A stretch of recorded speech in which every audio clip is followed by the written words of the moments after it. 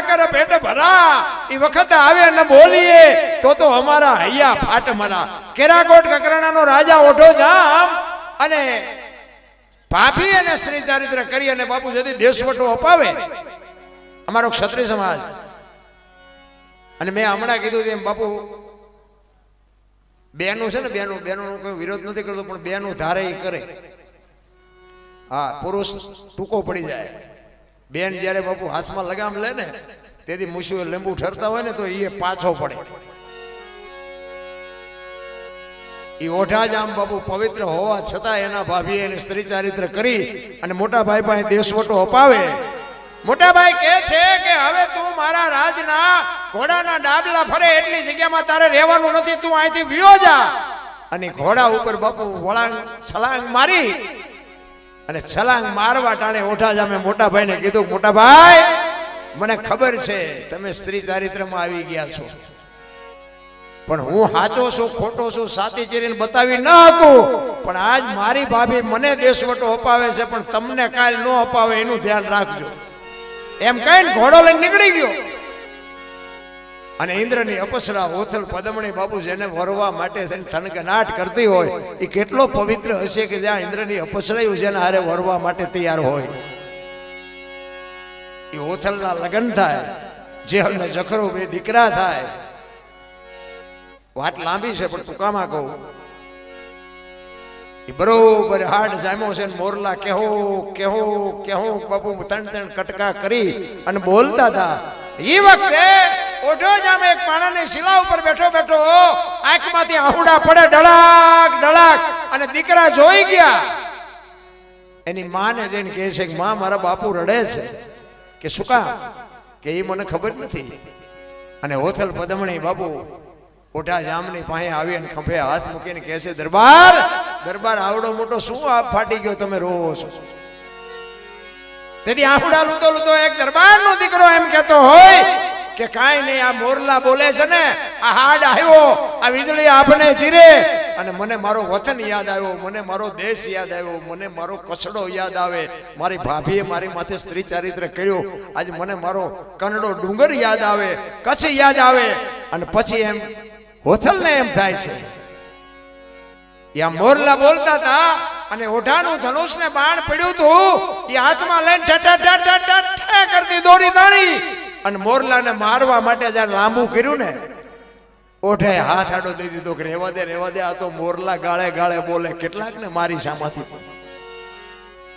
તેથી મોરલા કે છે કે તું અમને મુઠ્ઠી દાણા નાખ કે નો નાખ એથી અમને કાંઈ ફેર ન પડે, પણ આવો હાડ જામ્યો હોય, આવું વાદળ જામ્યું હોય, આવી વીજળી આપને ચીરતી હોય અને આવા ટાણે જો અમે ન બોલીએ તો અમારું હૈયું ફાટી જાય.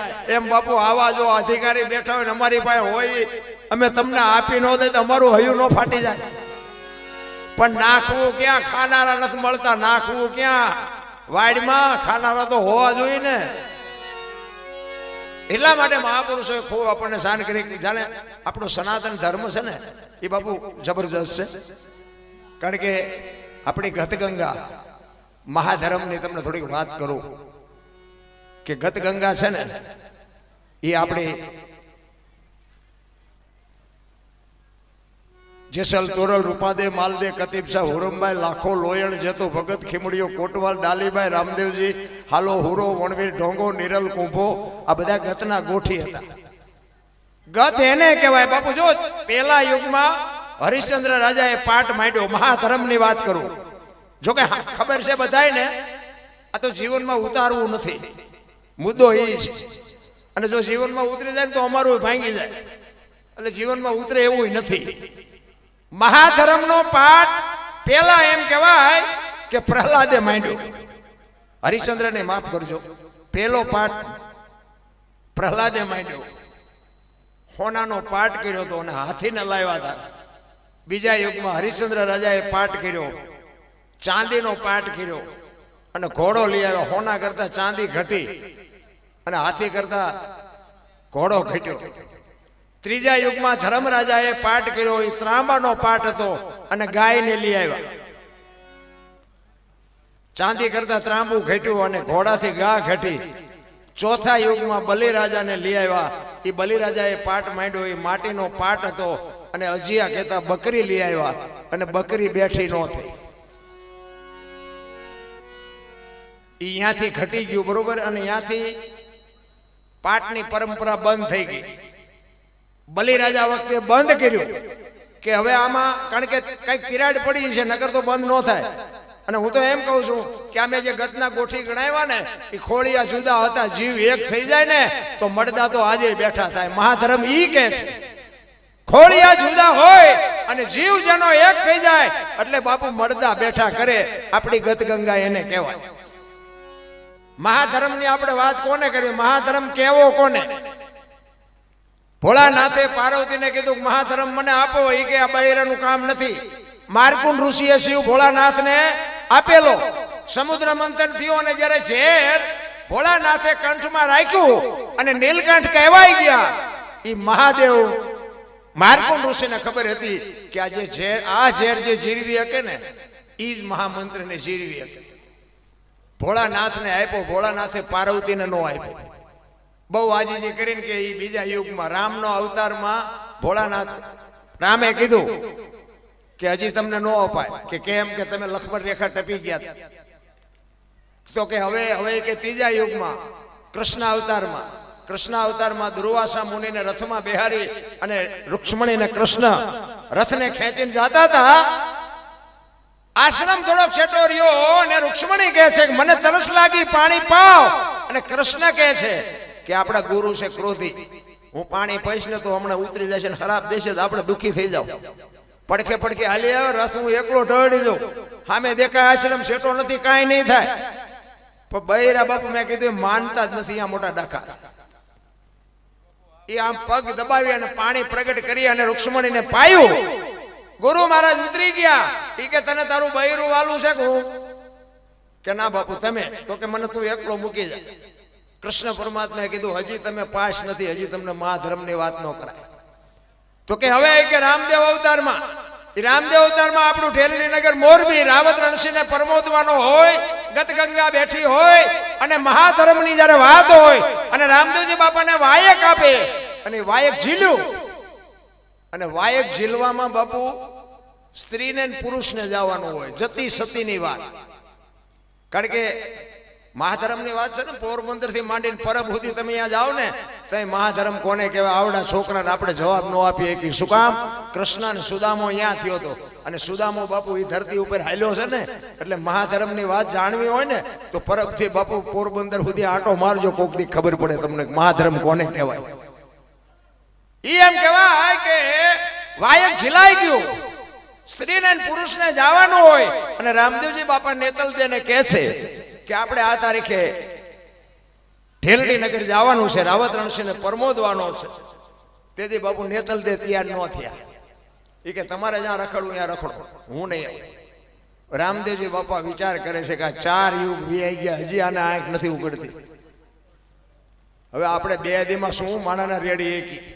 જે આપણે ઈશ્વર કહીએ છીએ, જેને ભગવાન કહીએ છીએ, એના બૈરા હતા. એમને નો ટપા પડે, આપણા બૈરાને ટપા પડે.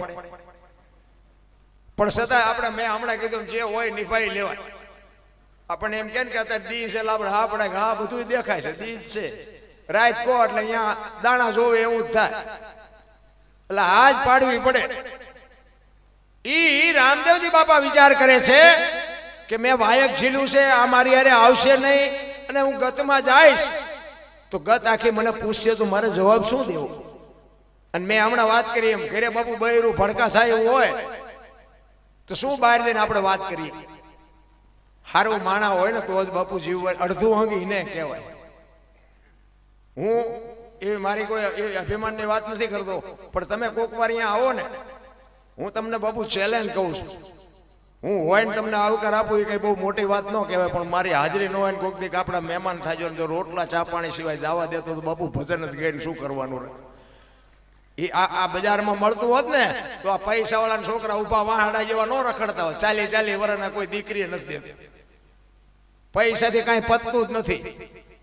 નકરા પૈસા ભેગા કરવામાં જ પડ્યા છે, ખબર જ નથી. 45 વર્ષ થયા, આમને પણ આવશો ચારે જવાનું ટેમ થયો, પૈસા વાહે જ બસોડા લે.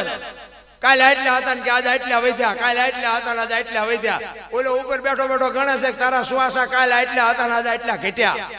ગણવાની જરૂર ઈ છે. ગંગા સતીએ એનો હિસાબ માર્યો. 21,600 શ્વાસા બાપુ એમ નામ જાય છે. 1 મિનિટના 15, 1 કલાકના 900, 12 કલાકના 10,800, 24 કલાકના 21,600 થાય. ગણવા હોય તો ગણી જોજો બેઠા છે એમાં. આ ગંગા સતીનો પરફેક્ટ હિસાબ. આ સ્વર છે ને એ જ ઈશ્વર છે, બીજો કોઈ છે નહીં અને કોઈને ભેગો થયો નથી. અને કદાચ તમને થાય તો મને ફોન કરજો. ઈશ્વર છે ને આ સ્વર છે એ જ ઈશ્વર છે, બાકી કઈ છે નહીં. આખી દુનિયામાં રખડો અને તમારું કામ ન થાય અને તમારા ઘરે હુતા હોય અને સવારે ખબર પડે કે મારું કામ થઈ ગયું એટલે સમજી લેજો કે આવીને કરી ગયો. બસ વાત આટલી છે, બીજું કઈ છે નહીં.